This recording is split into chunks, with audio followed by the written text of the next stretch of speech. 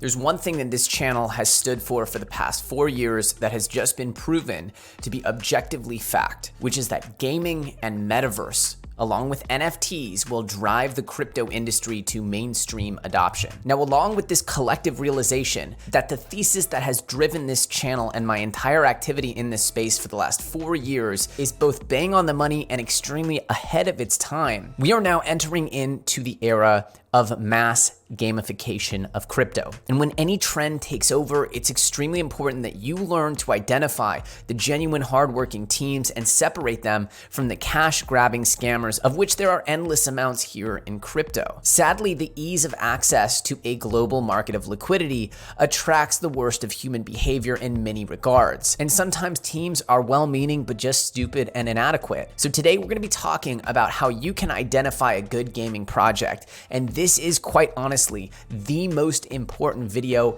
we can make today. And we're going to be telling you how to completely crush this trend by getting into good projects as well as hopefully avoiding the bad projects. And those bad projects can be the single thing that completely cripple your portfolio and leave you unable to continue spreading out your bets in the industry. So this is going to be an absolutely critical episode for all of you out there. So smash that like button so that others can see this video, as this could very well save someone's portfolio from a massive scam. With that said, I'm going to be coming with a full November altcoins list within the next 48 hours. So make sure you have that bell notification on and you're subscribed, or you very well might miss my biggest piece of content this month. With that said, let's dive in. So first of all, let's see the gaming category here on CoinGecko. And what you'll see is Axie, you'll see Sandbox, you'll see Illuvium, you'll see Gala, you'll see YGG, you'll see UFO, you'll see Vulcan Forged, you'll see Star Atlas, you'll see a bunch of these tokens here that all have games.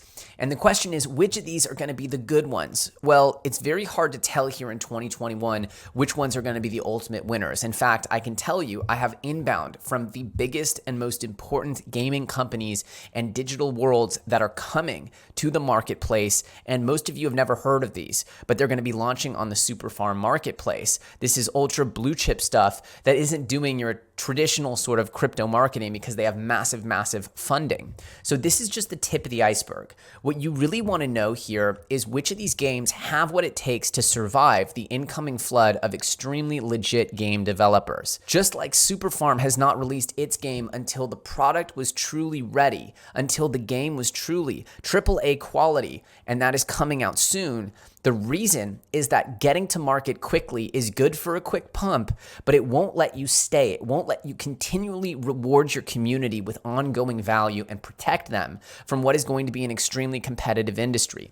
The Axie moment was essentially the canary in the coal mine, and they are currently at a $10 billion market cap with something like a $40 billion fully diluted. So this is no secret anymore, and the entire world has its fangs out looking to get in on this gravy train. So how can I tell if my game is a good one? Well, obviously some of these bigger games like Axie Infinity that have big player bases that are already out there in the world with their play to earn model, that's something that seems fairly durable for now, at least for the foreseeable future. We also see Illuvium coming with some really high quality original art and gameplay footage. And then we also have Star Atlas, which has some pretty good looking initial maps and runarounds. It looks like they have enough savvy there on the team. But the thing is, most people don't actually even know what they're looking at. And most games are now showing these sort of exotic 3D models and different types of what I could just honestly call art. And believe me, art is so far from a real game. Let me show you why. What you see beside me here is actually the Unreal Engine marketplace. Now, I've been building games in Unreal Engine since 2018. I've hired all kinds of developers and now have an extremely awesome studio filled with AAA developers. Now, the reality is, when just starting out, the marketplace is this amazing resource, and it can help speed up prototyping by a long time.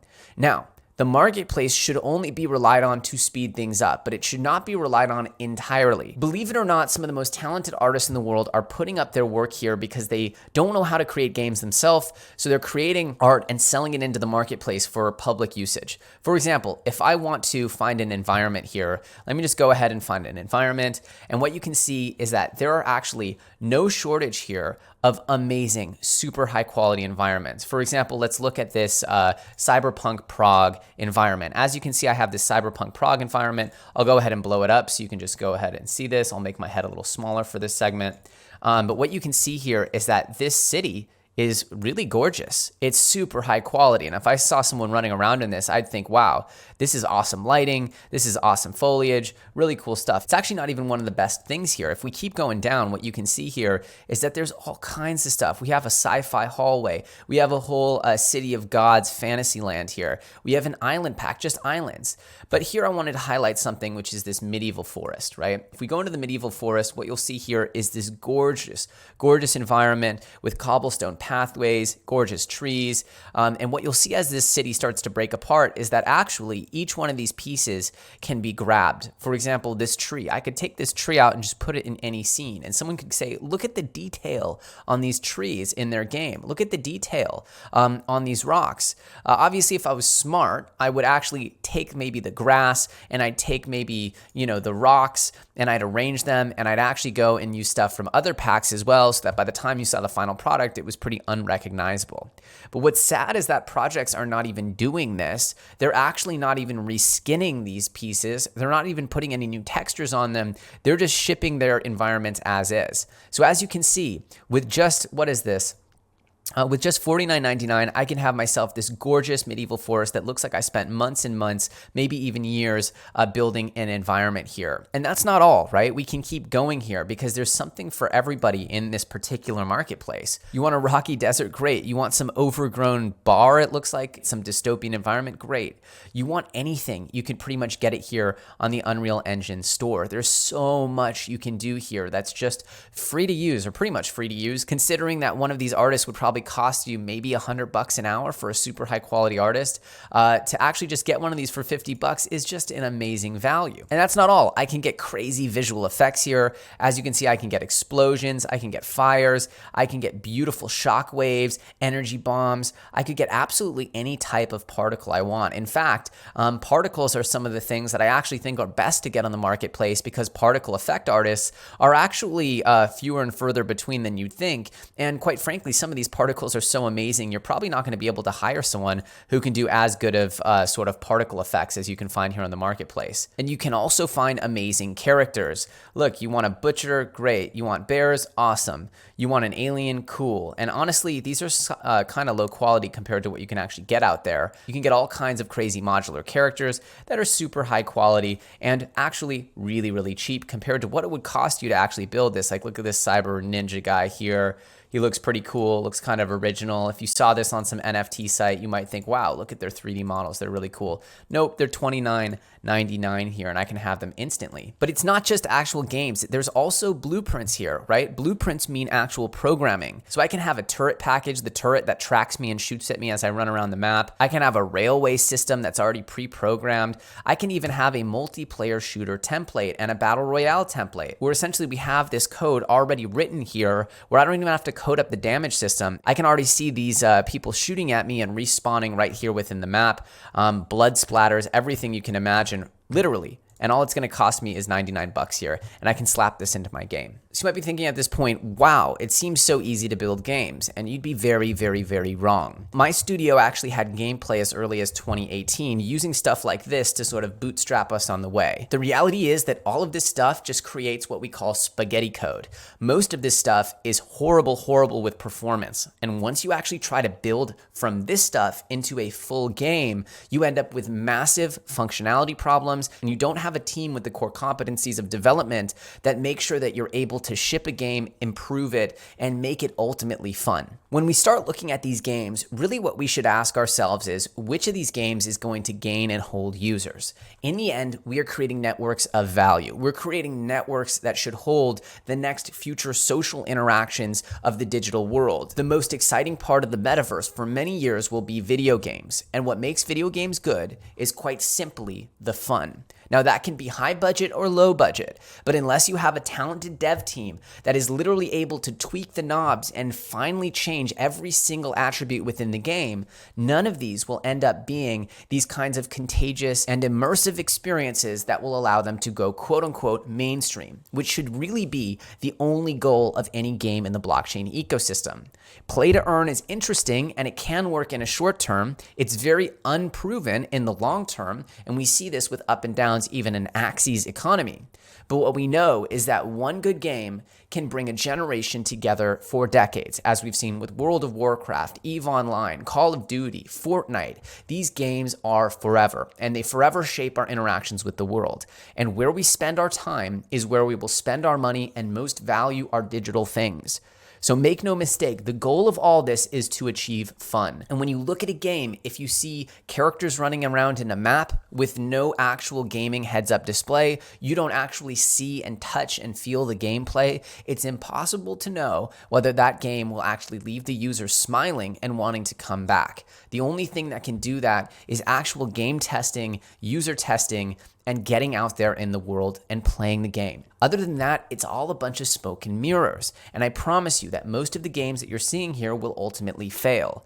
Will they pump here over the next few days and weeks? Sure.